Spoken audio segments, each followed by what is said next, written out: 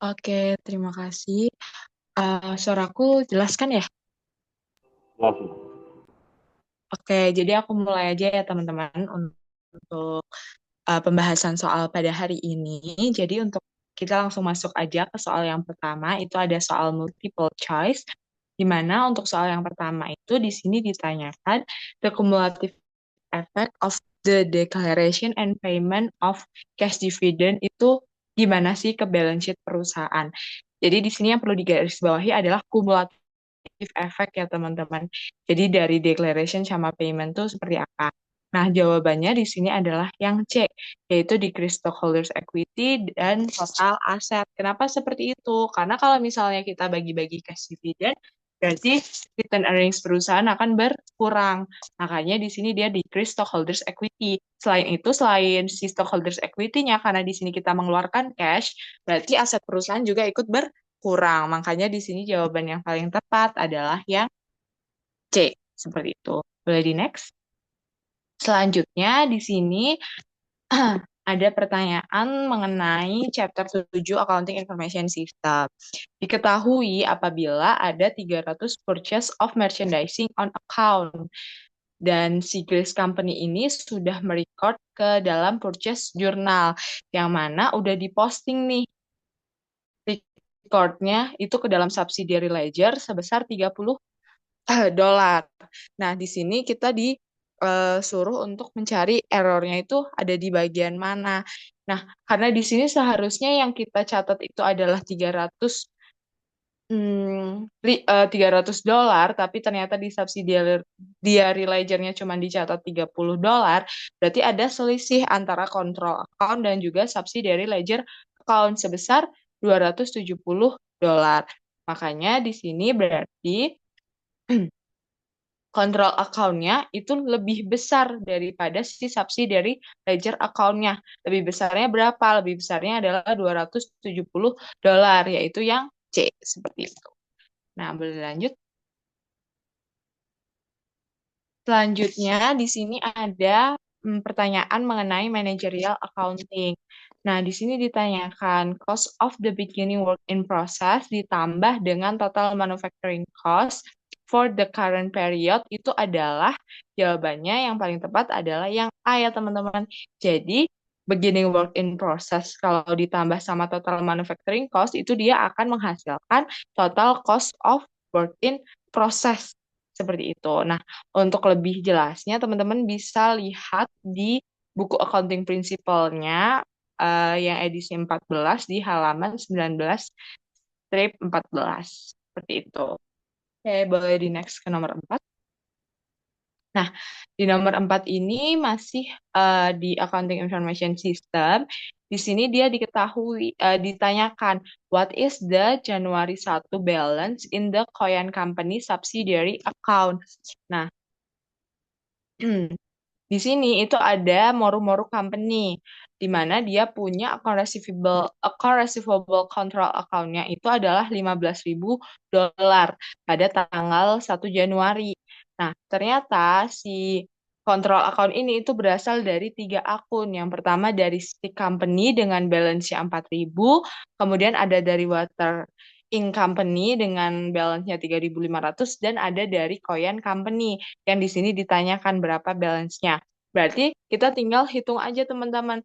Di sini kan kontrol account-nya 15.000, berarti tinggal 15.000 dikurangi dengan 4.000 punyanya si Stick Company, ditambah dengan Water Ink Company 3.500. Berarti balance awalnya si Koyan Company atau beginning balance-nya Koyan Company itu adalah 7.500. Seperti itu. Next. Oke, nah selanjutnya di sini masuk ke materi tentang corporation. Di sini ditanyakan a stock split. Nah, kita jawab kira-kira mana sih yang pernyataan yang paling benar mengenai si stock split ini. Yang paling benar adalah yang A ya teman-teman, may occur in the absence of return earnings. Jadi si stock split ini dia nggak akan mempengaruhi si return earnings. Teman-teman bisa baca lebih lanjutnya itu di buku Accounting Principle-nya halaman 14-10, di mana di sini dijelasin nih, eh, si stock split itu berpengaruhnya ke apa aja. Nah, di total return earnings di sini stock split-nya no change ya teman-teman. Dia nggak berpengaruh. Sedangkan dia hanya berpengaruh kepada dua, yaitu par value per shares dan total stockholders equity-nya. Maaf, ke total outstanding shares-nya, di mana par value-nya itu akan decrease, sedangkan outstanding shares-nya itu akan increase. Makanya di sini jawaban yang paling tepat adalah yang A. Kayak gitu. Oke, boleh next. Nah, selanjutnya di sini nomor 6 ditanyakan, the term residual value refers to a stockholder's right to. Jadi di sini kita membahas mengenai si residual claim-nya. Nah, residual claim ini itu adalah saat si perusahaan itu udah bangkrut, terus dia membagikan aset yang masih dimiliki sama perusahaan kepada para stockholders atau shareholders-nya. Makanya di sini jawaban yang paling tepat untuk residual claim adalah yang C, shares in asset upon like liquidation. Kayak gitu. Oke, boleh di next ke nomor 7. Oke, nah nomor 7 di sini kita masuk ke materi managerial accounting. Di sini pertanyaannya adalah kita disuruh mencari total cost of good available for sale. Jadi di sini perlu digarisbawahi bukan COGS ya, tapi available for sale. Jadi yang tersedia untuk kita jual. Berarti cara nyarinya gimana? Boleh ke bawah dikit? Oke. Nah, di sini untuk COGS itu adalah bagian inventory ditambah dengan di sini udah tahu ini yang 68.000 dolar. Sedangkan kalau untuk COGM-nya kita harus mencari dulu cara cari COGM gimana. Sama seperti yang udah kita pelajari sebelumnya, yaitu proses ditambah dengan total manufacturing cost dikurangi dengan ending working process. Nah, kita masukin dulu nih beribu. Terus cara nyari total manufacturing cost apa aja yang harus kita tambahkan? Yang harus kita tambahkan yang pertama adalah direct material use atau direct materials yang digunakan, yaitu 150.000. Kemudian ditambah dengan direct labor-nya, yaitu 170.000 dolar. Terus yang terakhir adalah manufacturing overhead. Karena di sini udah diketahui totalnya, berarti tinggal kita masukin aja total manufacturing overhead-nya 87.000. Jangan lupa dikurangi sama si work in process endingnya, yaitu 18.500. Nah, berarti di sini cogasnya nanti ketemu nih sebesar 471.500. Jawabannya adalah yang D. Seperti itu. Oke, selanjutnya itu nomor 8. Di sini kita masuk ke materi tentang accounting information system. Ditanyakan nih, dari pernyataan-pernyataan di bawah, mana sih yang menyatakan disadvantage of computerized accounting system? Jadi, kita bahas satu persatu ya dari nomor 1. Nah, nomor 1 di sini data is entered only once in computerized accounting system, atau datanya itu cuman kita perlu masukin sekali aja kalau di computerized accounting system. Berarti itu membantu kita dong, berarti dia bukan disadvantage, tapi dia advantage. Nah, berarti salah ya teman-teman. Terus yang kedua, computerized accounting system provide up-to-date information. Karena kita selalu butuh informasi yang up-to-date, berarti di sini dia masuknya ke advantage. Berarti dia juga salah. Terus kemudian yang ketiga, computerized accounting system eliminate entering of transaction information. Enggak ya teman-teman. Di sini dia computerized accounting system itu bukan eliminate entering of transaction information, tapi dia eliminate errors resulting from human intervention atau yang nomor 4. Berarti di sini jawabannya untuk yang nomor 8, disadvantage of computerized accounting system itu adalah yang ketiga, atau di pilihan jawabannya adalah yang C. Seperti itu. Oke, boleh di next. Oke, selanjutnya ini nomor 9 kita membahas tentang dividend in arrears. Nah, masih ingat ya teman-teman, kalau di kelas atau di praktikum kemarin kita membahas dividend in arrears, itu adalah dividen yang berkaitan dengan si preferred stock. Nah, di sini dividend in arrears on cumulative preferred stock, kita lihat pernyataan yang paling benar setelahnya yang mana. Yang paling tepat adalah yang A, must be paid before common stock can receive a dividend. Jadi kalau teman-teman masih ingat, dividend in arrears itu harus dibayarkan atau dilunasi dulu sama perusahaan sebelum perusahaan itu membagikan dividen kepada common stockholders-nya. Jadi si preferred stock ini kan dia selalu diduluin ya kalau bagi-bagi dividen. Jadi kalau misalnya ada dividen in arrears on kumulatif, dia harus dilunasi dulu semuanya. Baru perusahaan bisa membayarkan sisanya kepada para common stockholders-nya. Seperti itu. Mbak next. Oke, selanjutnya di sini nomor 10 diketahui bahwa ada company Earth and Wheat Company yang dia menggunakan special journal dan juga general journal. Nah, ternyata pada 31 Juli after posting molly itu udah complete, account receivable control account-nya itu balance-nya adalah 430.000 di debit dan account payable control account-nya itu 86.000 di kredit. Nah, untuk transaksi di bulan Agustus itu summary-nya ada yang seperti di bawah ini ya, teman-teman. Kemudian, yang untuk bulan Agustus itu dia masih belum diposting ke general jurnalnya karena dipostingnya adalah per bulan ya kalau untuk general jurnalnya. Makanya di sini dia masih belum ada efek apa-apa ke dalam account receivable ataupun account payable-nya. Nah, kemudian ditanyakan nih, berapa sih balance account receivable control account after monthly posting on Agustus 31? Nah, berarti di sini kita tinggal lihat aja apa aja sih yang mempengaruhi account receivable control account. Yang pertama yang pasti adalah si beginning-nya ya. Beginning-nya yang 430.000. Kita masukin dulu 430.000. Kemudian apalagi yang harus kita masukkan? Yang harus kita masukkan adalah yang sales journal. Karena kalau misalnya ada sales journal, berarti account receivable kita bertambah. Makanya kita tambahin 430.000 ditambah dengan 171.400. Kemudian, apalagi yang mempengaruhi account receivable? Yang bisa mempengaruhi adalah cash receipt. Di mana kalau misalnya ada pelunasan dari account receivable, itu berarti kan kita menerima uang. Berarti dia akan dijurnal di cash receipt journal. Nah, ternyata di sini pada Agustus itu, cash receipt jurnalnya untuk kolom account receivable adalah 200.000. Berarti yang dilunasi adalah 200.000. Berarti kita kurangilah total yang tadi dikurangi dengan 200.000. Nanti ketemu hasilnya adalah 400.000. Seperti itu. Oke, boleh di next. Oke, lanjut dulu ya teman-teman. Oke, nah di sini ditanyakan materi tentang managerial accounting lagi. Nah, di sini ada work of factory.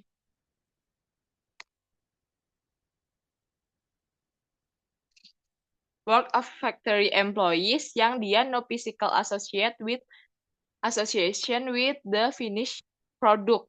Jadi dia nggak bersentuhan langsung dengan produk finishnya, or which is impractical to trace the cost to the goods product called by. Nah, jadi di sini kita harus mengklasifikasikan kira-kira employee ini dia masuknya ke dalam mana ya. Berarti kita bisa tahu nih, karena dia di sini paling gampangnya adalah ini ya, no physical associate with the finished product. Berarti karena dia nggak bersentuhan langsung sama produknya, berarti dia bukan direct, tapi dia indirect. Dan karena dia employee, berarti dia labor. Berarti dia masuknya adalah ke dalam indirect labor. Nah, teman-teman bisa baca lebih lanjutnya itu nanti di buku Accounting Principle halaman 19 strip 8. Kayak gitu. Oke, kita lanjut dulu ke nomor 12. Nah, di nomor 12 di sini kita disuruh mencari untuk berapa sih dividen yang akan diterima sama common stock holders dari perusahaannya. Nah, kita baca dulu soalnya. Ternyata di sini perusahaan itu punya 100 shares of 5% dengan par value-nya adalah $100. Kemudian ternyata di sini preferred stock-nya dia non-kumulatif. Jadi kita nggak perlu memperhitungkan preferred stock yang sebelumnya. Kemudian di sini ada 200 shares of $1 per value common stock yang outstanding pada Desember 31, 2021. Dan ternyata di tanggal 2020 itu nggak ada dividends yang declare. Perusahaan baru declare dividends dan membayar dividends itu pada tahun 2021, totalnya adalah $110.000. Maka kita hitung dulu si dividends yang awalnya atau keseluruhannya, kita masukin dulu si $110.000 ini. Kemudian karena di sini yang ditanyakan cuman common stock-nya aja, berarti harus kita kurangi dulu sama yang si preferred stock-nya. Caranya kayak gimana? Caranya tinggal kita kalikan aja 100.000 shares dikali dengan 5% kali 100 par value-nya. Kayak gitu. Maka di sini kita bisa tahu kalau untuk yang preferred itu dia dividennya nanti kebagian 50.000. Berarti sisanya yang 60.000 itu dia akan dibagikan kepada common stockholders. Maka jawaban yang paling tepat adalah yang B, yaitu $60.000. Lanjut dulu untuk nomor 13 di sini. Ini soal teori lagi ya. When companies use special journal itu akan seperti apa?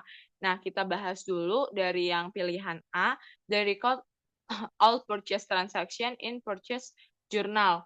Salah ya teman-teman, karena di sini purchase journal dia nggak mencatat semua transaksi pembelian. Maaf, dia nggak mencatat semua transaksi pembelian, tapi dia hanya mencatat transaksi pembelian yang on account aja. Jadi dia kurang tepat. Nah, selanjutnya yang B, they record all cash receipt kecuali untuk cash sales in the cash receipt journal. Di sini juga salah ya, karena untuk cash receipt itu dia juga mencatat untuk cash sales kayak gitu.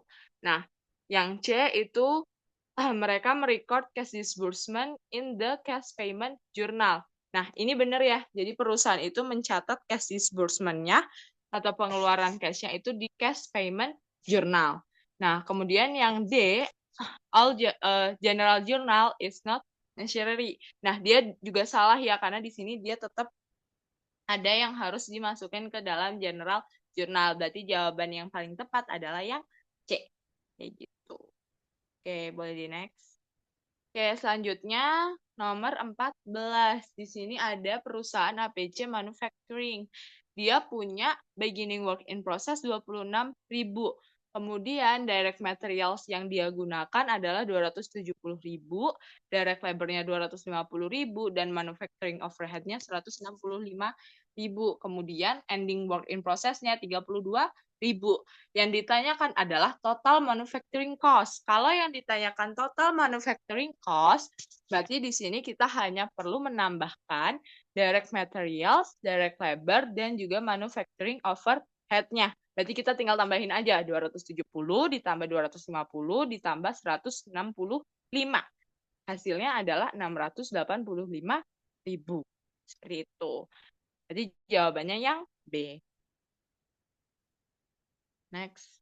Oke, nah selanjutnya di sini ditanyakan kategori of equity include all of the following kecuali. Nah, yang mana sih dari kategori di bawah ini yang dia nggak include ke dalam equity?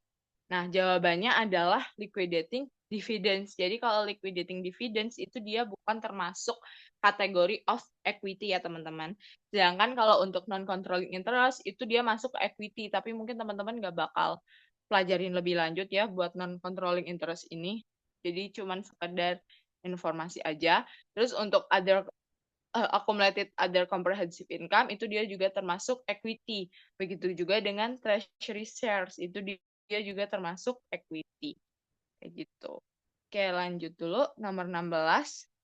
Di sini ditanyakan dari klasifikasi kita harus mengklasifikasikan item di bawah ini mana aja yang termasuk ke dalam manufacturing overhead kategori. Nah, kita baca dulu dari yang pertama, salaries for assembly line inspector. Nah, dia di sini masuk ya ke dalam si manufacturing overhead kategorisnya. Terus kemudian yang kedua di sini ada insurance on factory machine. Dia juga masuk ya karena di sini dia untuk factory machine-nya. Lalu yang ketiga itu ada property tax of the factory building. Karena dia untuk factory berarti dia masuk ke dalam manufacturing overhead. Lalu ada yang keempat factory repairs. Masuk juga ya teman-teman karena di sini dia untuk factory dan dia adalah expense, udah jadi expense, bukan lagi cost. Berarti dia juga masuk ke dalam manufacturing overhead. Sedangkan untuk yang kelima dan keenam, itu dia udah nggak masuk ke dalam manufacturing overhead lagi. Jadi di sini jawaban yang tepat itu adalah yang 1, 2, 3, dan 4. Nah, karena di sini nggak ada jawabannya di pilihannya, jadi kemungkinan besar soal ini dianulir, jadi jawaban yang tepat adalah 1, 2, 3, dan 4 untuk manufacturing overhead-nya. Gitu. Oke, lanjut nomor 17.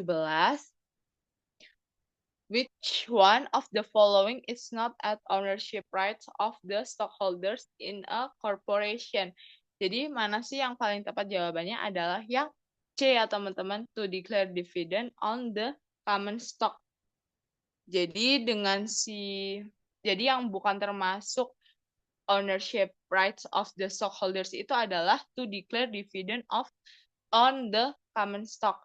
Nah, untuk lebih lanjutnya teman-teman bisa baca di buku accounting principle-nya halaman 663 di mana ownership rights itu ada 4. Yang pertama itu vote, yang kedua itu receive of dividends, yang ketiga ada preventive rights, dan yang keempat itu share in the asset upon liquidation.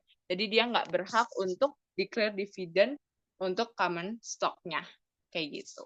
Oke, nah dari nomor 1 sampai nomor 17, teman-teman ada yang mau ditanyakan terlebih dahulu nggak? Atau ada yang masih bingung?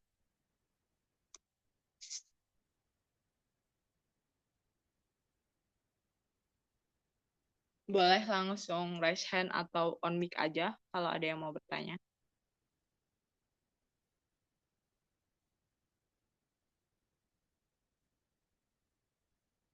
5, 4, 3, 2, 1. Oke, kalau nggak ada yang mau ditanyakan, mungkin bisa dilanjut ke nomor selanjutnya. Oke, suara aku sebelumnya jelas ya? Halo? Aku masuk ya? Masuk, Kang. Oke, kita lanjut ke nomor 18 ya. Jadi di nomor 18 ini, pertanyaannya sebenarnya kurang lebih sama ya kayak ada yang di nomor sebelumnya. Yang dimana di nomor 18 ini, kita diminta untuk menentukan dividen yang didapatkan oleh preferred shareholders dan juga common shareholders. Ini juga sama, kita harus ketahui dulu berapa dividen yang dideklar pada tahun tersebut ya. Jadi di tahun tersebut kan yang dideklarnya 30.000 dividen, 30.000 of dividen. Nah, dari disuruh hitung berapa yang diterima oleh preferred dan berapa yang diterima oleh common. Gampang ya kita hitung dulu yang preferred-nya, karena kenapa? Kalau preferred itu kan dia udah stated ya, udah tertera diketahui berapa dividen yang akan didapatkan. Di soal udah ada nih ditulis bahwa dia akan mendapatkan 4%. Itu langsung aja. Caranya 5.000 share, kita lihat share si preferred-nya, 5.000 share dikali dengan 4% dikali sama harga dari si preferred shares-nya, yaitu berapa? 50 par value kayak gitu. Jadi jawabannya adalah kalau yang preferred dividen dapatnya 10.000. Nah, berarti common stock berapa dapatnya? Common shareholder berapa dapatnya? Tinggal kita selisihin aja dari yang dideklar yaitu 30.000 dikurangin sama yang didapatkan oleh preferred dividend. Jadi jawabannya adalah yang D, common 20.000 dan preferred 10.000. Kayak gitu. Jadi teman-teman harus bisa mengklasifikasikan ya mana yang preferred, mana yang common stock gitu. Kalau preferred itu dia biasanya udah tertera persenannya gitu. Tapi kalau common stock itu biasanya kita harus ya cara gampang menemukannya adalah dengan mengurangi berapa yang di-declare dengan berapa yang didapatkan oleh preferred. Kita lanjut ke nomor 19. Nah, di nomor 19 adalah soalnya ada regular dividend are declared out of. Nah, ini sama kayak yang udah kita kerjain juga ya teman-teman di kelas. Kalau dividen itu diambilnya atau dibayarkannya dari mana? Dari sini, dari retain earnings. Karena nanti dividen ini akan mengurangi retain earnings. Kayak gitu. Oke. Untuk lebih lengkapnya teman-teman bisa baca lebih lanjut di chapter 14 ya, di bukunya. Lanjut ke nomor 20. Nah, di nomor 20 ini teman-teman harus jeli dan paham soalnya ya. A credit balance in retained earnings represents a credit balance in retained earnings. Kata kuncinya di situ. Berarti retained earnings itu kan komponen, bukan komponen ya, akun dari equity ya teman-teman. Dan akun dari equity ini, si retained earnings ini saldo normalnya adalah di kredit. Gitu. Berarti kalau misalnya di kredit, berarti kan asumsinya bahwa dia saldonya positif ya, positif atau nol. Tapi di sini nggak mungkin nol, jadi dia positif. Misalnya nominal dari return earnings ini merepresentasikan apa? Jawabannya kalau di buku ya teman-teman bisa baca lagi. Ada di sini dibilang return earnings is net income that the company retains in the business. The balance in return earnings is part of the stockholders' claim on the total assets of the corporation. It doesn't, however, represent a claim on any specific asset, nor can the amount of return earnings be associated with the balance of any asset. Jadi di sini sudah terjawab langsung ya. Kalau yang dari yang A, the amount of cash retained ini kurang tepat ya, karena bukan cash tapi net income kayak gitu ya. Terus yang C, the amount of stockholders equity expense itu artinya kayak dikecualikan atau ya tidak dihitungkan gitu. Itu totally wrong ya, benar-benar salah ya, karena teman-teman ingat lagi bersama dasar akuntansi, yaitu aset sama dengan ekuitas ditambah liabilities. Jadi aset itu sendiri, equity sendiri itu tidak bisa dikecualikan dari stockholders claim on total asset. Karena ya kayak yang sudah kita pelajari di lab sebelumnya ya, kalau misalnya perusahaan itu bangkrut gitu, misalnya bangkrut, terus oke, kita bayar dulu liabilities. Nah, berarti sisa dari aset setelah kita membayar liabilities itu kan bakal jadi milik dari pemilik perusahaan atau pemegang saham kayak gitu. Terus yang D, a claim on specific asset. Ini juga salah ya, karena di sini di state bahwa it doesn't represent a claim on any specific asset. Jadi jawaban yang tepat adalah yang D, a claim on the aggregate asset of the corporation. Aggregate ini artinya yang nggak spesifik aset, nggak aset tertentu, gitu. Semua aset perusahaan. Oke, kita lanjut ke nomor 21. Nah, nomor 21 sama nih, ngitung dividen juga. Tapi dia di sini teman-teman harus jeli. Di sini ada informasi preferred stock dan ada informasi common stock. Yang ditanyakan adalah dividen dari preferred stock. Jadi langsung aja ya, 100.000 shares dikali sama 7% dikali $100. Dapat 70.000 in total atau amount-nya. Kalau misalnya teman-teman mau hitung berapa dividen per lembar sahamnya, tinggal 7% dikali $100 per value. 7 per 7%. Oke, kita lanjut dulu nih. Masih mudah ya teman-teman. Nanti kalau misalnya nanti aku kasih perkembangan lagi. Lanjut di nomor 22, ada soal certain principles should be followed in the development of accounting information system. Ini lab 7. Nah, di sini diminta kasih tahu nih, kita disuruh mencari yang mana prinsipal yang tidak tepat. Prinsip dari development accounting information system ini udah jelas banget ya. Di modul juga ada, di buku juga ada. Jawabannya adalah yang D, karena prinsipnya adalah cost effectiveness, useful output, dan flexibility. Ya, teman-teman ini ada di buku juga, ada di modul juga. Jadi bisa dicek. Lanjut ke nomor 23. Di nomor 23 ada frequency of report of managerial accounting is different. Ini juga di lab 10 kemarin sudah kita bahas perbedaan antara financial accounting dengan managerial accounting. Salah satunya adalah terkait dengan masa pelaporannya. Nah, kalau misalnya financial accounting dia periodicity-nya jelas ya, entah quarterly atau umumnya adalah annually, tahunan. Tapi kalau misalnya managerial accounting, dia as frequently as needed. Jadi ya secepat mungkin gitu. Kalau misalnya lagi dibutuhkan saat itu ya kita harus isukan pada saat itu juga laporannya kayak gitu. Oke, ini bisa dibaca nih teori jelas ya teman-teman, nanti bisa dibaca aja. Lanjut ke nomor 24. Nah, nomor 24, the cash and the accounts receivable column in the cash receipt journal, ya itu kata kuncinya, cash receipt journal. Cash and the accounts receivable were mistakenly over-added $4,000, $4,000. Nah, assuming there are no other errors, what will be recorded on the trial balance? Apa yang akan terjadi? Nah, kita lihat harus ingat kita, kalau misalnya di cash receipt, cash itu dia kan di debit ya, berarti ya dia di saldo normal, artinya akan menambahi.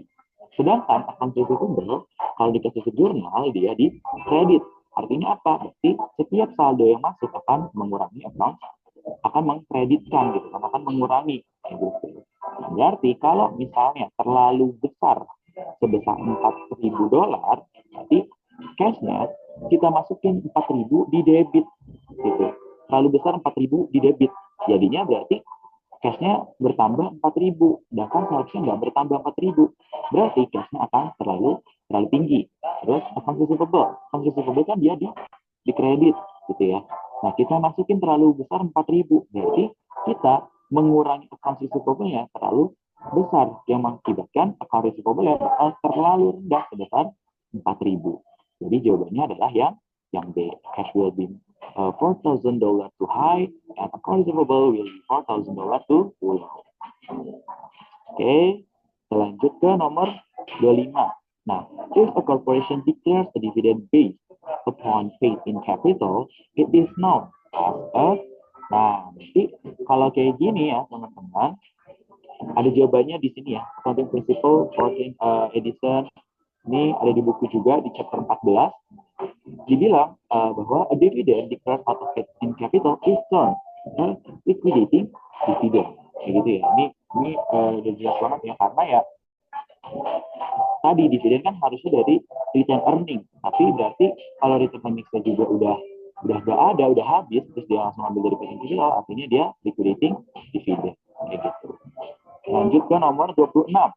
When preferred stock is cumulative, preferred dividends not declared in a period are. Ini juga sama ya kayak yang tadi udah sempat dibahas sama Teh Hawa, bahwa kalau misalnya dia kumulatif dan dividen dari periode sebelumnya itu belum dideklar, artinya dia apa? Dia dividen in arrears. Tapi kalau dia kumulatif ya teman-teman, kayak gitu. Ini ada juga di modul, dan teman-teman juga harusnya udah paham lah ya terkait dengan dividen in arrears. Nanti kalau misalnya ada yang bingung boleh. Lanjut dulu ke nomor 27. Nah, di sini ada dibilang, a separate paid in capital account is used to record each of the following throughout the issuance of. Jadi di sini bakal muncul separate paid in capital account. Contohnya kayak misalnya additional paid in capital, kayak gitu. Nah, biasanya additional paid in capital itu kan muncul ketika ada perbedaan ya teman-teman. Ada perbedaan. Kalau misalnya estate value, oke. Misalnya ada estate value-nya $3. Ternyata market value-nya $5. Berarti muncul dong dia muncul selisihnya masuk ke additional paid in capital. Par value juga sama. Treasury stock juga sama ya. Ingat yang jurnalnya ya. Nah, kalau misalnya no par stock dan di sini dibilang dia tidak ada stated value, dia asumsikan tidak ada stated value, maka ya nggak akan ada additional paid in capital karena nggak ada selisihnya kayak gitu. Jadi jawabannya adalah yang B, no par stock. Lanjut ke 28. Nah, di 28 ini apa nih? Oke. Ini pernyataan juga nih.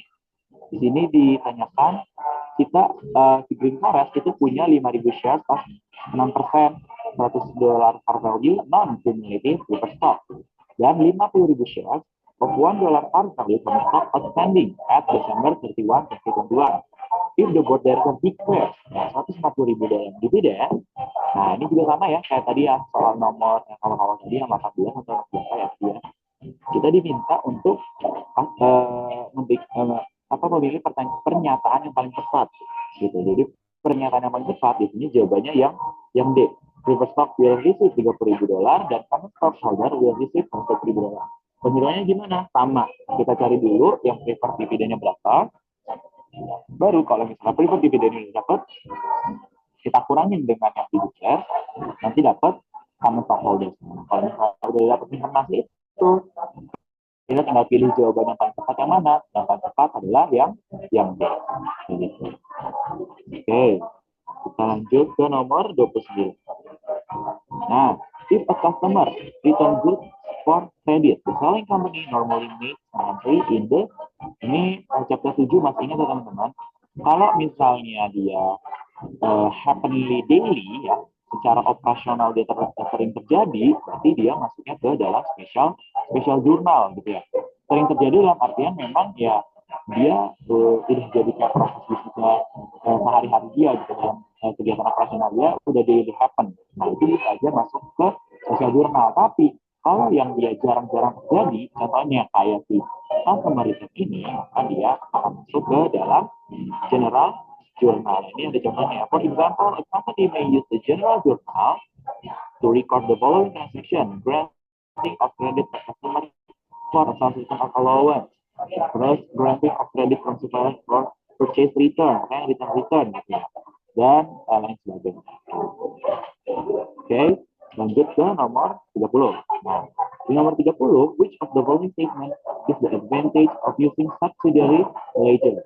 Mana yang jadi keuntungan dari penggunaan subsidiary ledger? Ini jawabannya juga dari buku ya teman-teman, ini teori banget. Jadi they show in a single account transaction affecting one customer or one creditor. They vary the general ledger of the specific detail. They help locate alarms in individual accounts.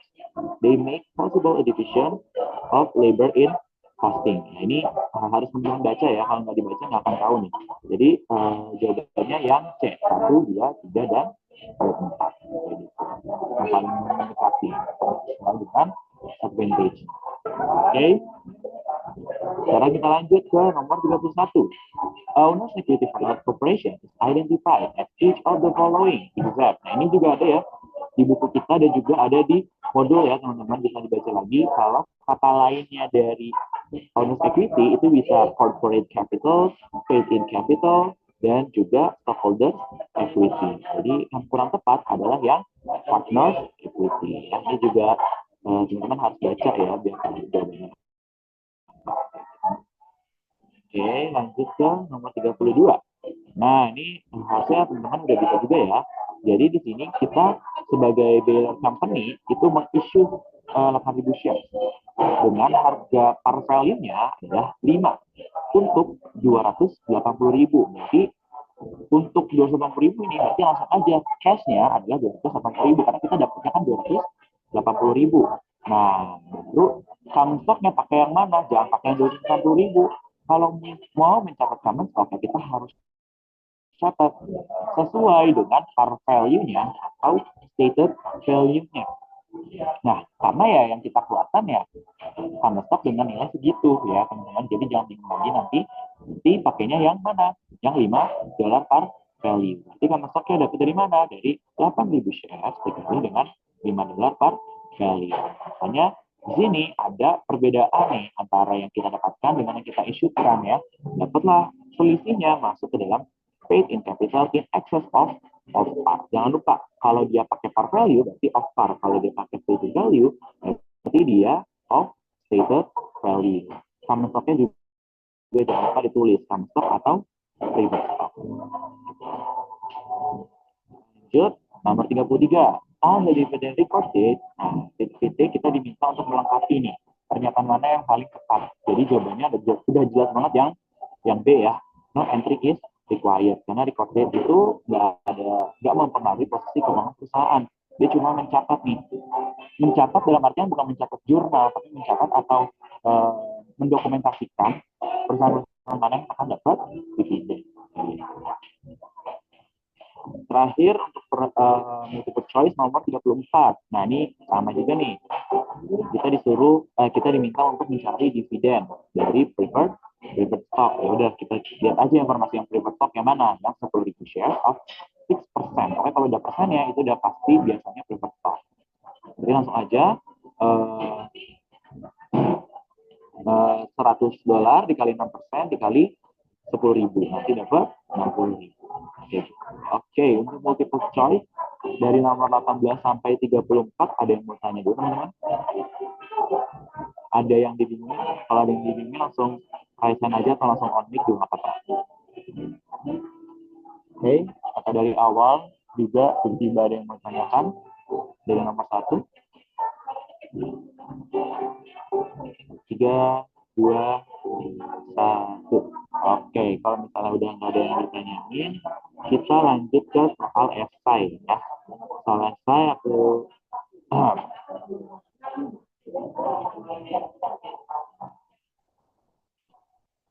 kita lanjut ke soal esai. Boleh Kak Hawa dilanjutkan. Oke, jadi aku lanjut ya teman-teman untuk soal esai. Jadi kita masuk ke soalnya. Nah, kalau ada soal esai, teman-teman bisa dibaca langsung aja ke bagian instruksinya. Jadi dia di instruksinya diminta untuk kita membuat apa. Nah, kita baca dulu nih di instruksinya.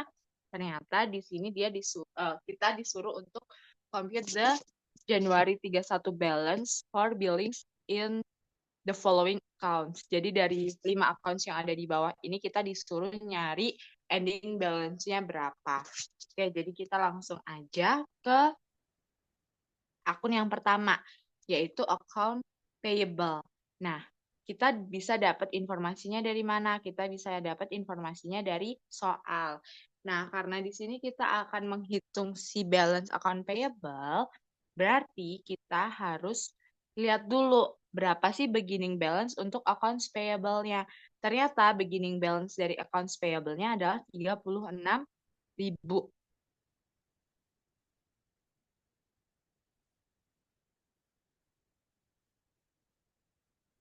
Oke, jadi yang 36.000 ya teman-teman untuk beginning balance-nya. Setelah itu, kita cari tahu lagi apa sih yang bisa mempengaruhi beginning accounts payable. Nah, yang mempengaruhi accounts payable adalah si purchase journal. Karena kalau ada purchase journal, berarti accounts payable kita bertambah. Berarti di sini kita bertambah 180.000. Nah, selanjutnya yang terakhir itu ada cash payment. Nah, kalau misalnya ada pengeluaran cash, berarti kita membayar si accounts payable yang kita punya. Nah, kita lihat nih, di bagian cash payment, accounts payable yang kita lunasi berapa? Ternyata yang kita lunasi adalah 146.000. Maka, dari beginning tadi, yang 36.000 kita tambahkan dengan 180.000, kita kurangi dengan yang udah lunas 146.000. Nanti bisa ketemu hasilnya. Boleh ke bawah, Kak? Hasilnya yaitu $70.000. Seperti itu. Oke, nah lanjut. Yang B, di sini kalau tadi accounts payable, sekarang yang ditanyakan adalah accounts receivable. Nah, kalau account receivable sama ya, kita lihat dulu beginning balance-nya berapa. Ternyata beginning balance account receivable itu ada di 44.000. Nah, terus kalau tadi account payable dipengaruhi sama purchase journal, kalau account receivable dipengaruhinya dengan sales journal. Kalau ada sales journal, berarti account receivable-nya bertambah, berarti bertambah 286.000. Selanjutnya, di sini accounts receivable juga dipengaruhi dengan adanya cash receipt. Kalau misalnya nih perusahaan terima uang untuk pelunasan account receivable, berarti kan kita catatnya di cash receipt ya.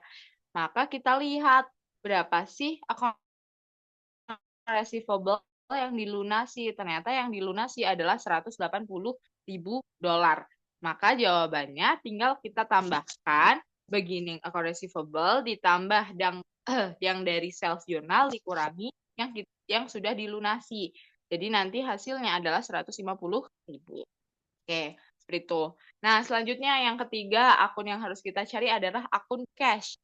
Sama ya, kita cari dulu beginningnya berapa. Ternyata cash beginningnya adalah 20.000. Nah, dari 20.000 ini kita cari tahu nih, kira-kira yang berpengaruh apa? Yang pasti ada dua ya, yaitu cash receipt dan juga cash payment. Di sini bahan untuk cash itu adalah 222.000.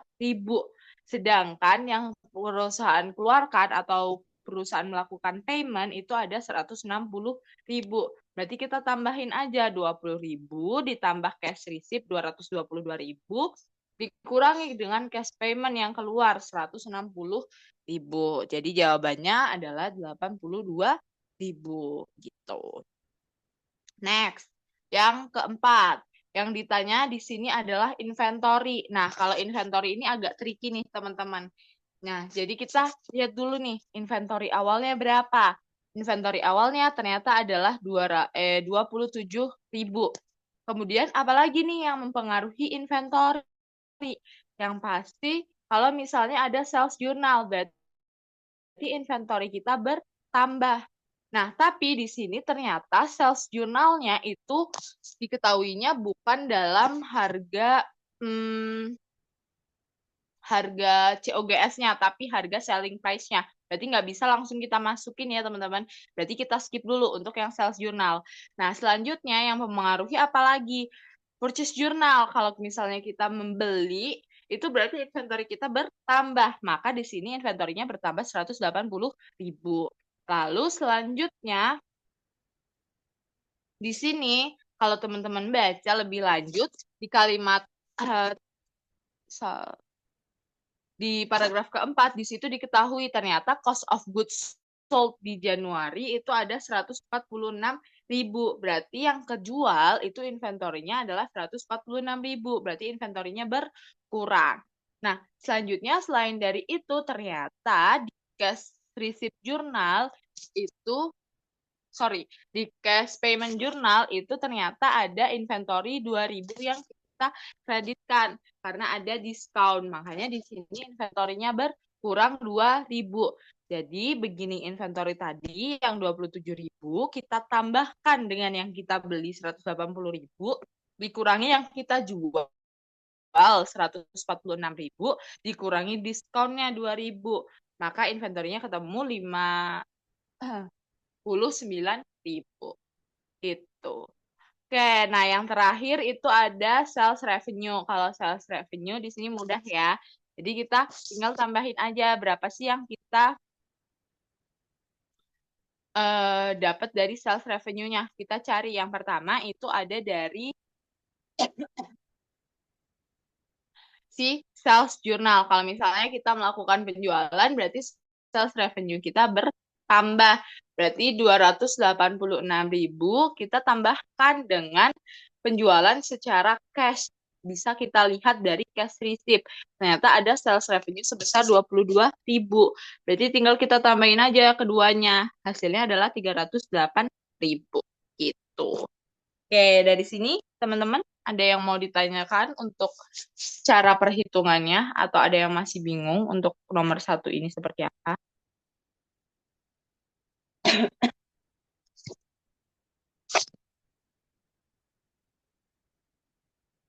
Bisa dipahami? Aman semuanya? Oke. Kalau aman, kita mungkin bisa lanjut ke nomor selanjutnya, nomor 2. Oke, nah di nomor 2, balik lagi, kita baca dulu instruksinya. Di instruksi, ternyata di sini kita yang pertama disuruh menghitung cost of good manufacture. Terus yang kedua kita disuruh untuk prepare si income statement sampai gross profit-nya.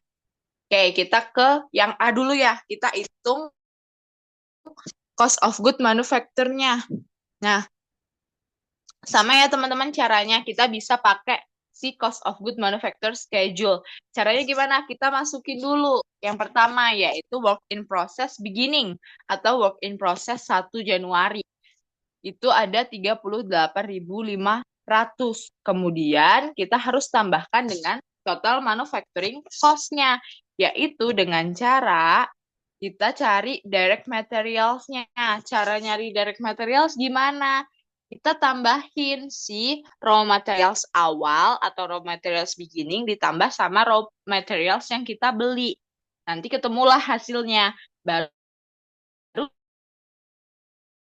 kita kurangi sama materials endingnya, raw materials nggak pakai. Itu ada dulu kita benar-benar kita itu ada 6.000. Nah, setelah tambahin, karena di sini total manufacturing cost, berarti selain direct materials yang mempengaruhi ada direct labor dan juga manufacturing overhead. Karena di sini manufacturing overhead-nya dia hasilnya, jadi kita tinggal masukin aja ya, direct labor-nya 250.000, manufacturing overhead-nya 200.000. Ketemulah total manufacturing cost-nya 656.000. Tinggal kita tambahkanlah si work in process beginning ditambah total manufacturing cost-nya. Terus yang terakhir kita kurangi sama work in process ending-nya 42.200. Ketemulah si cost of good manufacture-nya adalah 652.300. Kita simpen dulu jawabannya di sini. Untuk nanti ini akan membantu jawaban kita yang kedua, yaitu prepare income statement sampai si gross profit-nya. Nah, berarti di sini kita masukin ya, kalau income statement, yang pertama kita masukin adalah yang sales-nya dulu. Sales-nya berapa? Sales-nya ternyata diketahui sebesar 980.000. Nah, karena di sini dia nggak ada informasi tentang diskon ataupun return, berarti 980.000 ini dia udah net sales. Jadi udah sales bersihnya. Nah, kalau untuk cari gross profit, berarti caranya adalah sales dikurangi dengan cost of goods sold. Kita cari nih cost of goods sold-nya. Cara nyarinya gimana? Caranya yang pertama itu adalah finished good beginning-nya. Dari Desember 31, finished good beginning-nya adalah 50.000. Kemudian kita tambahkan dengan cost of goods manufacture yang udah kita cari sebelumnya, yaitu 652.300. Setelah itu kita kurangi dengan finish good ending-nya untuk kita tahu berapa sih benar-benar cost of goods sold yang kita keluarkan. Nah, dari perhitungan tadi kita dapat cost of goods sold-nya adalah 661.300. Terakhir kita cari gross profit-nya. Caranya tinggal sales tadi dikurangi COGS. Berarti hasilnya adalah 318.700. Kayak gitu ya teman-teman. Oke, dari sini nomor 2 ada yang masih bingung atau ada yang mau ditanyakan?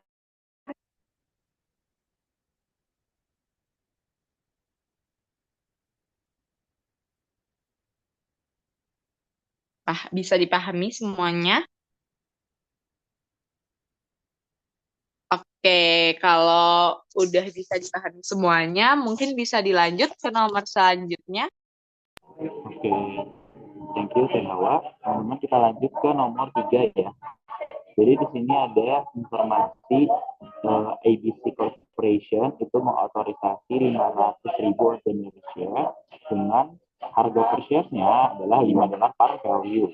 Terus ada informasi lagi nih, di akhir tahun equity fund-nya di akhir tahun 2019 jadi equity-nya kayak yang dikatakan di layar ya teman-teman. Stoknya yang udah share yang udah issue ke outstandingnya 30.000, terus ada paid in capital sama ada retained earnings-nya.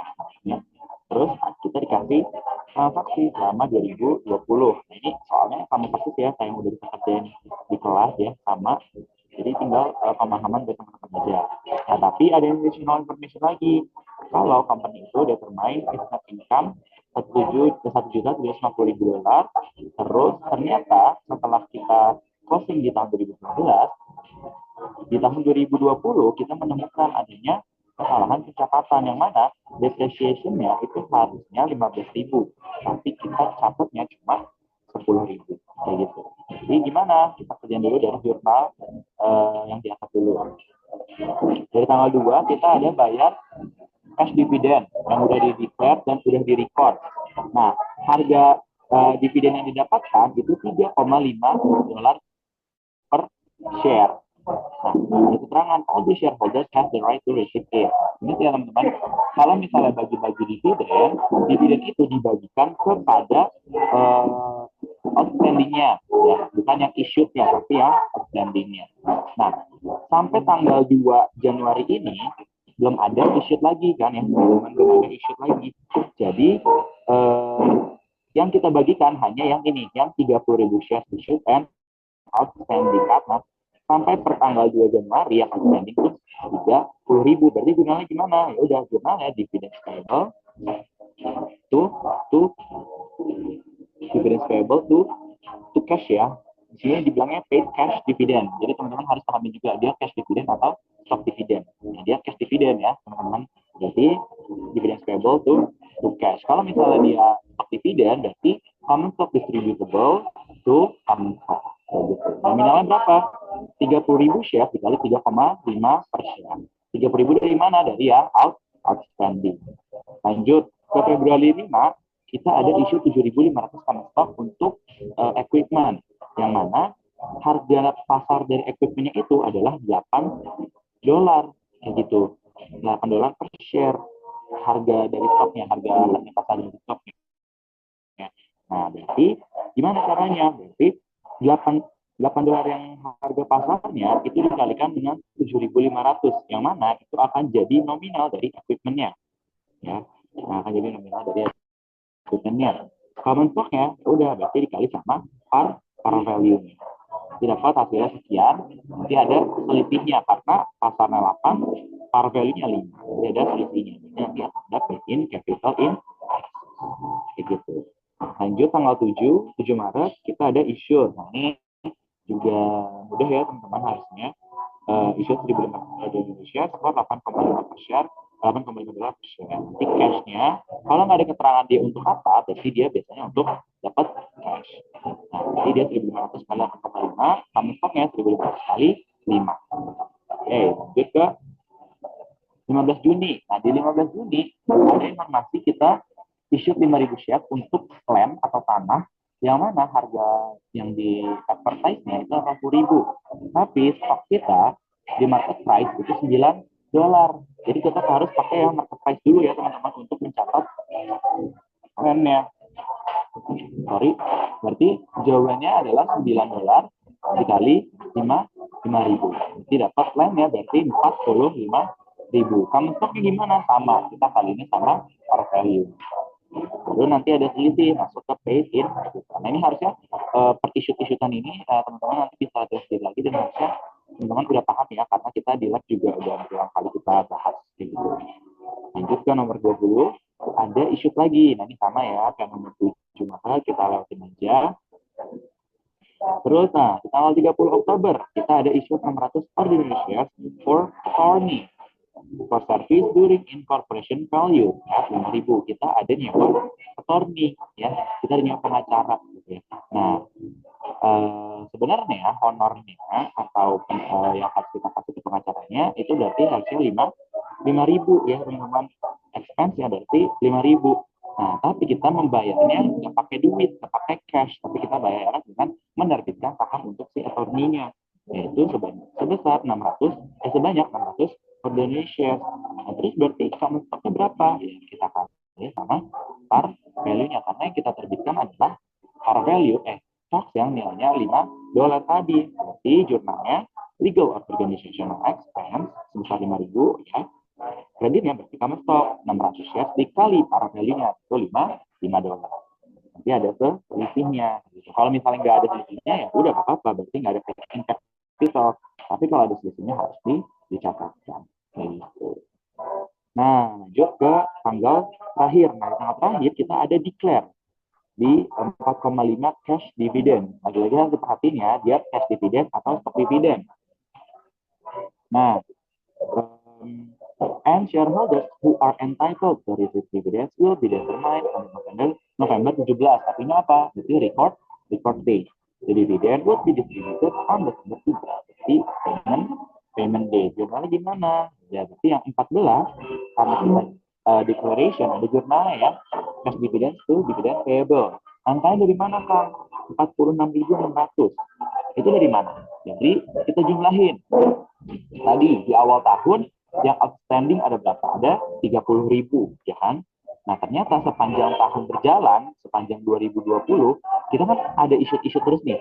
Di Februari, Maret, Juni, Juli, Oktober, ini kan ada isu sama stok terus ya.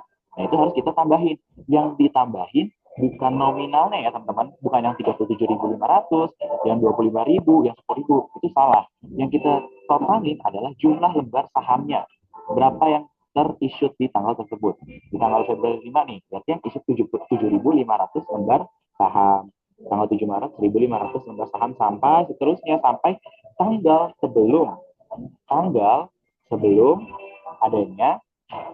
apa? Adanya record date ya. Jadi dijumlahin dapat totalnya 46.600. Dikali berapa? Bukan dikali 5 dolarnya ya. Tergantung perusahaan itu berapa mendeklarnya. Tapi jangan dikali par value-nya, tapi dikali sama berapa yang dideklarnya. Nah, di sini dideklarnya adalah 4,5 dolar. Jadi dikali 4,5 dolar. Jurnalnya cash dividend itu dividend payable. Terus kalau November 17 nggak ada jurnalnya karena recovery. Nah, baru di tanggal 3 Desember di soalnya dibilang adalah payment date. Jadi kita payment dividend payable to cash. Sejumlah berapa? Nah, ini juga kadang-kala banyak yang masih salah. Kalau misalnya payment date tinggal ikutin dari declaration date-nya aja berapa nominalnya, itulah yang kita catat di payment date. Yang di declaration date-nya adalah 209.700 dolar. Berarti yang kita payment ini juga sama, 209.700 dolar. 209.300 dolar. Nah, lanjut. Kita diminta untuk membuat apa? Prepare return earning statement. Sama ya. Return earning ada balance-nya dulu, balance Januari 1 atau beginning balance-nya ada di soal 7.500. Nah, terus kita harus perhatiin dia net income atau net loss. Tadi di soal dibilang kalau dia net income 1.750.000 kayak gitu. Jadi F ya, kalau net income F, kalau misalnya net loss dia net. Terus bayar dividen. Nah, karena di soal cuma ada cash dividen, ya udah berarti masukin cash dividennya aja. Stok dividennya nggak usah dimasukin, nggak usah dibikin nol kalau emang nggak ada. Tapi kalau misalnya ada stok dividen, jangan lupa dimasukin. Itu pertama. Kedua, jangan lupa kalau misalnya ada pembayaran, ada transaksi treasury stock below cost. Itu kan dia juga akan mempengaruhi ya teman-teman. Jadi jangan lupa kayak gitu. Kalau misalnya ternyata paid in capitalnya, additional paid in capitalnya itu nggak mencukupi ya, karena dia nanti bakal ngambil ke retain earning. Take a note. Kalau additional paid in capitalnya tidak mencukupi, tapi kan dia akan ngambil dari retain earning. Tapi jangan lupa dikurangin ke retain earning statementnya. Kayak gitu. Jadi teman-teman juga ketika mengerjakan nanti, jangan lupa dilihat kalau misalnya ada transaksi treasury stock below cost, dilihat paid in capitalnya cukup nggak untuk menutupi kekurangannya. Gitu. Kalau misalnya nggak cukup, ambil dari retain earning. Kalau ngambil dari retain earning, berarti di retain earning statementnya nanti jangan lupa dimasukin, dikurangin. Kayak gitu. Nah, terus yang terakhir apa ini? Prior period adjustment for understatement net income. Adanya adjustment untuk periode sebelumnya yang tadi ya, teman-teman. Harusnya expense-nya, depreciation expense-nya itu 15.000, tapi kita cuma catatnya 10.000. Berarti kan kurang besar. Ya, kita kurangin lagi 5.000. Nanti dapat balance di ending-nya adalah 4.035.300. Nah, ini untuk balance sheet-nya ya. Jangan lupa paid in capital dulu, baru additionalnya, baru nanti ini, baru total stockholders equity. Paid in capital juga jangan lupa kalau ada preferred stock dulu yang dicatat dulu common stock-nya gitu. Nah, ini 46.600 tadi ya. Kalau misalnya sepanjang tahun berjalan ada perubahan, ya harus kita ubah juga si issued and outstanding-nya. Dan jangan lupa issued and outstanding juga bisa berbeda. Kalau misalnya ada apa? Ada treasury. Kayak gitu. Paid in capital juga, ini angka dari mana? Tinggal dijumlah-jumlahin aja ya teman-teman. Jumlah-jumlahin paid in capital yang naiknya berapa. Nah, terus ini 233, jangan lupa ya, ini dikali sama issued ya. Dikali sama yang issued-nya. Tapi karena ini sama, issued dan outstanding-nya ya udah sama aja. Tapi kalau misalnya issued dan outstanding-nya beda, dikalinya sama yang issued-nya. Karena nanti di akhir kita akan kurangi sama treasury share. Oke, untuk nomor 3 ada yang mau tanya? harusnya cukup jelas dan cukup paham ya, karena teman-teman juga udah kerjain tugas dan latihan soal kayak gini, jadi harusnya udah paham. Tapi misalnya belum paham boleh. Ada yang mau bertanya? 3, 2, 1. Oke, kalau sudah nggak ada, kita lanjut dulu ke nomor 4. Nah, di nomor 4 ini kita masuk soalnya tentang accounting information system. Kenapa? Karena di sini ada accounts payable control account. Nah, di sini di Maldonado Company control account dari nominal accounts payable control account ya pada awal tahun ya, di sini Januari 1 2016 itu 10.500. Ingat ya, kalau control account itu adalah total dari subsidiary ledgernya, subsidiary ledger dari account payable-nya. Nah, ada informasi kalau Smith Company account payable-nya itu 33.000. White Company itu account payable-nya 2.500. Dan di sini Marino belum diketahui berapa subsidiary ledger-nya ya, nominalnya. Terus during Januari ada transaksi-transaksi yang terkait dengan masing-masing subsidiary ledger-nya, terkait dengan account payable-nya kayak gitu. Nah, jadi kita lanjut. Ada instruksi A, B, C, D. Nah, pertama, what is the January 1 balance in the Marino Company subsidiary account? Berapa beginning balance dari Marino Company? Terus, what is January 31 balance in the control account? Di akhir periode, berarti total control account berapa? Kayak gitu. Terus lanjut, compute the balance in the subsidiary accounts at the end of the month. Berapa total dari masing-masing subsidiary account-nya? Total dari si Smith, White, and Marino. Which January transaction would not be recorded in a special journal? Yang mana sih transaksi yang nggak perlu dicatat di special journal? Kita dari yang nomor A dulu, yang instruksi A. Berapa beginning balance dari Marino? Nah, tadi yang aku bilang, kalau control account itu tuh total dari subsidiary ledger. Ya udah, berarti kita tinggal sandingin aja total control account dengan total subsidiary ledger semuanya. Nah, tadi kita udah dapat informasi beginning balance dari Marino, control account ini 10.500. Nah, berarti kita lihat kalau yang Smith berapa? 3.000. Kalau yang White Company berapa? 2.500. Nah, berarti yang Marino berapa? Ya tinggal kita kurang-kurangin aja. Total control account tadi dikurangin sama punyanya Smith, dikurangin sama punyanya White. Jadi 10.500 dikurangin 3.000 dikurangin 2.500. Maka dapat beginning balance subsidiary ledger dari Marino itu 5.000. Kayak gitu. Paham ya teman-teman? Lanjut ke yang B. Nah, yang B kita ditanya ending balance dari control account. Berarti biar tahu ending balance dari control account, kita harus tahu dulu ending balance dari masing-masing subsidiary ledger. Oke, kita ke yang C dulu aja kali ya. Nah, di yang C ini kita hitung dulu dari si Smith. Nah, si Smith ini tadi punya beginning balance 3.000 ya, punya beginning balance 3.000. Terus ternyata kita ada purchase ke Smith 8.500, otomatis accounts payable kita bertambah sebesar 8.500. Nah, terus dilihat lagi, kita udah bayar nih ke Smith 6.000. Jadi accounts payable kita ke Smith bakal berkurang. Artinya 3.000 tambah 8.500 kurang 6.000, dapat 5.500. Lanjut ke White.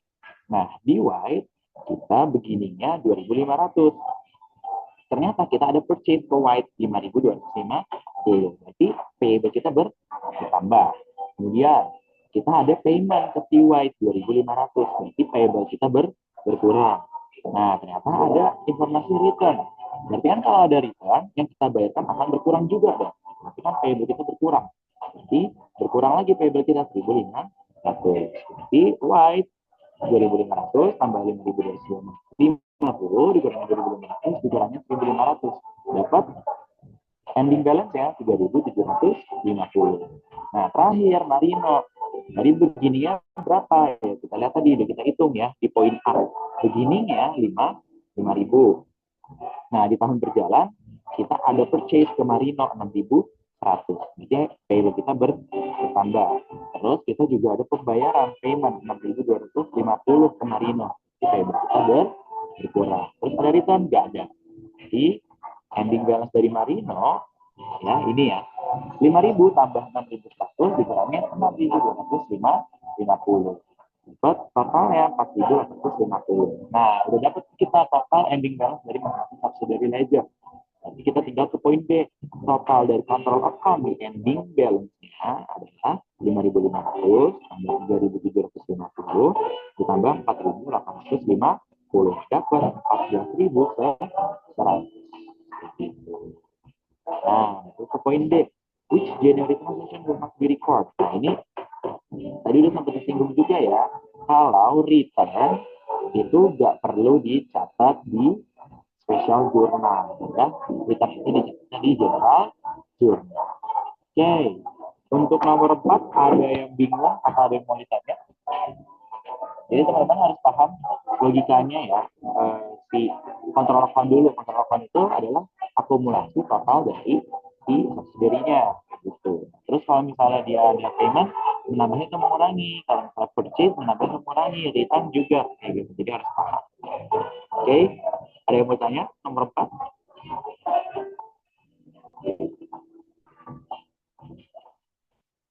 Oke. Kalau misalnya ada yang ditanya, aku lanjut ke Teh Hawa.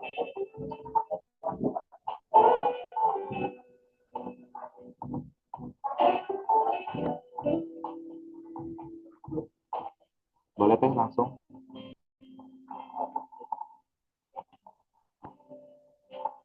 Teh Hawa? Oke.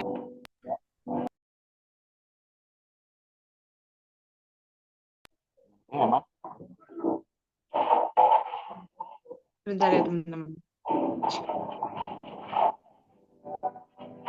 Jadi sambil dan bingung atau ya masih bingung gitu. Oke, ini pasti nih. Boleh lanjut.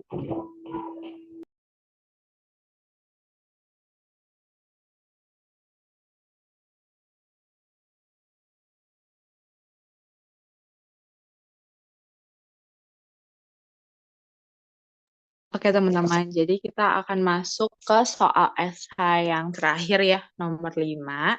Di mana di sini untuk nomor 5 kita akan masuk ke materi tentang dividen. Nah, jadi di sini kita lihat dulu untuk instruksinya. Di sini instruksinya kita diminta untuk yang pertama itu prepare the journal entries to record that above stock transaction. Jadi dari transaksi-transaksi yang ada di sini, itu kita akan buat si jurnal entry-nya seperti apa. Oke, kita masuk dulu ke soal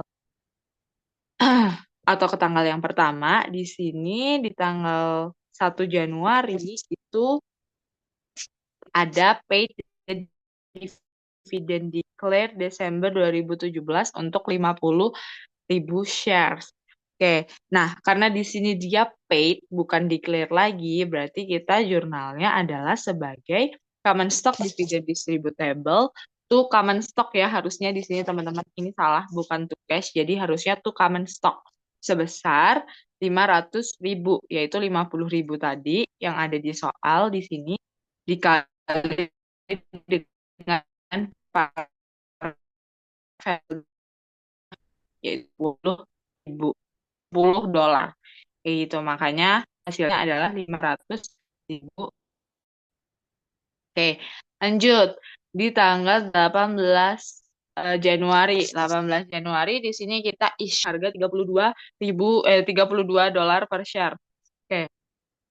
Berarti kita catatnya sebagai apa? Kita catatnya sebagai cash to common stock, dan karena ada selisih kita masukin ke PIC of per common stock. Caranya seperti biasa ya, yang tadi kita issue 50.000 dikali dengan market price-nya buat yang cash, dan dikali dengan par value-nya untuk yang common stock. Sisanya masuk ke PIC. Gitu. Oke, lanjut. Tanggal 12 Februari. Di sini kita issued 5.000 shares of stock untuk beli land. Di mana harga landnya itu yang diiklankan adalah 90.000 dolar. Dan ternyata di sini juga diketahui market price-nya dari si stoknya 16.000. Nah, di sini berarti diketahui dua harga ya. Ada harga market price stock dan harga advertisingnya. Yang mana yang kita gunain? Ingat-ingat ya teman-teman, kalau ada dua harga seperti ini, yang kita utamakan adalah market price of stock-nya. Jadi kita pakai yang 16.000 per share. Kita abaikan yang 90.000-nya. Nah, jurnalnya seperti apa? Jurnalnya berarti kita catat land sebesar 5.000 kali $16, tuh common stock dan juga PIC untuk mencatat selisihnya sama kayak tadi yang sebelumnya. Bedanya yang tadi cash, yang sekarang land. Next, tanggal 20 Agustus. 20 Agustus di sini perusahaan ternyata membeli 25.000 shares-nya dengan harga 26 per share. Berarti dia masuk ke dalam treasury stock. Nah, karena dia masuk ke treasury stock, berarti kita catatnya adalah treasury stock to cash sebesar $26 dikali 25.000 shares-nya. Terus lanjut. Ternyata di tanggal 5 November kita melakukan reissue atau kita mengissuekan kembali si treasury stock yang udah kita beli tadi. Kita reissue 9.000 shares of treasury stock dengan harga 28 per shares-nya. Oke, nah berarti gimana untuk penjurnalannya? Untuk penjurnalannya berarti sama ya, kayak kita menjual treasury stock biasa. Berarti kita terima cash sebesar 9.000 dikali $28 dan treasury stock kita berkurang 9.000 bukan dikali par value tapi dikali dengan harga waktu kita beli treasury stocknya yaitu 26.000. Berarti cash to treasury stock to PIC from treasury stock untuk sisanya. Seperti itu. Next, tanggal 1 Desember. Tanggal 1 Desember ternyata di sini perusahaan melakukan pembagian cash dividend. Di mana bagi-bagi cash dividennya adalah $0,5 per shares.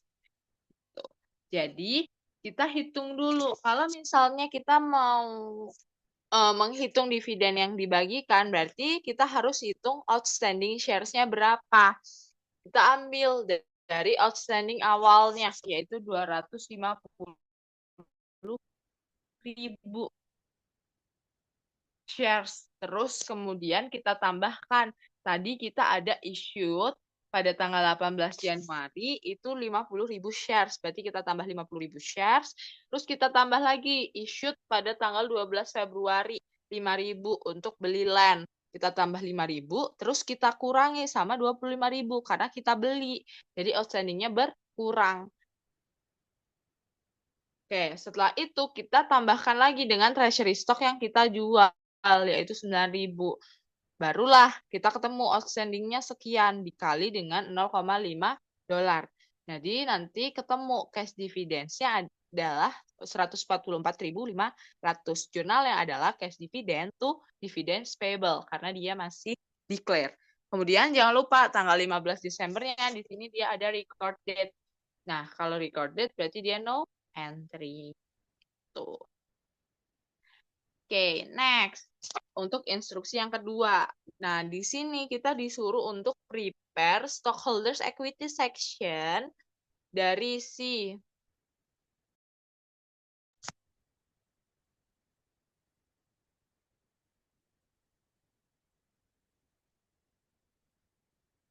Oke, jadi di sini kita disuruh prepare si stockholders equity section dari West Glow Corporation ini untuk per 31 Desember.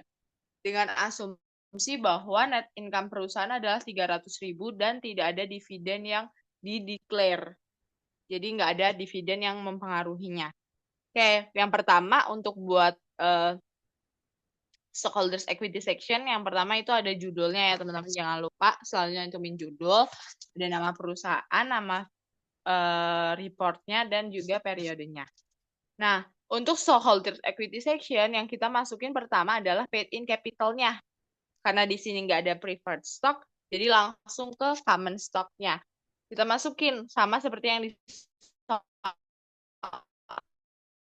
common stock-nya, parnya berapa, jadinya berapa. Nah, cara mencarinya itu sama ya, kita hitung outstanding atau issued yang awal, kita tambahkan dengan transaksi-transaksi yang mempengaruhi adanya issued dan juga outstandingnya. Terus kita kali si issued dikali dengan par value-nya untuk dapat amount yang 3.050 ini. 3.050, maaf. Oke, selanjutnya kita masukin additional paid in capital-nya. Dapat dari mana? Tinggal kita tambahin aja in excess dari par common stock dan juga from treasury stock-nya. Dari yang awal, yang tahun sebelumnya, ditambahin dengan transaksi-transaksi yang tadi udah kita jurnal sebelumnya. Contohnya seperti yang tanggal 18 ini. Ada paid in capital in excess tanggal 12. Berarti tinggal kita tambahin. Ya, nanti ketemu hasil akhirnya segini. Terus nanti total additional paid in capital-nya, terus nanti teman-teman bisa totalin si total additional paid in capital sama total capital stock-nya buat jadi si total paid in capital-nya yang 5.298 ini. Oke, setelah itu kita cari return earnings-nya. Nah, karena return earnings begininya itu tadi 600.000 dan kita ada net income, berarti return earnings perusahaan bertambah karena net income. Berarti bertambah 300. Kalau misalnya ternyata dia loss, berarti berkurang. Kayak gitu ya teman-teman. Nah, karena di sini juga asumsinya dia nggak ada dividen, berarti di sini return earnings-nya cuma dipengaruhi sama net income aja. Berarti tinggal 6.000 ditambah 300.000. Kalau misalnya ternyata nggak ada asumsi dividennya dia diperhitungkan, berarti kita harus mengurangi return earnings-nya dengan dividen-dividen yang sudah dideklar sama perusahaan. Kayak gitu ya. Oke, next. Berarti udah ketemu nih return earnings-nya 900.000. Yang terakhir, kita harus masukin si treasury stock-nya. Cara nyarinya adalah treasury stock yang kita beli tadi, 25.000 shares dikurangi sama 9.000 shares yang udah kita jual kembali, dikali dengan harga beli treasury stock kita, yaitu 26.000. Berarti treasury stock kita masih tersisa sebanyak 16.000 shares at cost, dan dalam cost-nya itu dia ada 416.000. Jadi kita kurangi si total paid in capital and return earnings, dikurangi dengan treasury stock sebesar 400 tadi, nanti ketemu deh si total stockholders equity-nya, yaitu sebesar 5.782.000. Kayak gitu. Oke, dari sini untuk nomor 5 ada yang mau ditanyakan? Atau mungkin dari nomor 1 sampai terakhir ada yang masih bingung?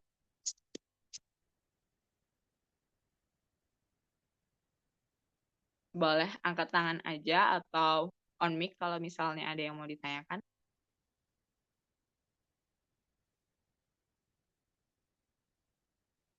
5, 4, 3, 2, 1. Oke, kalau nggak ada yang mau ditanyakan, mungkin aku kembalikan kepada panitianya.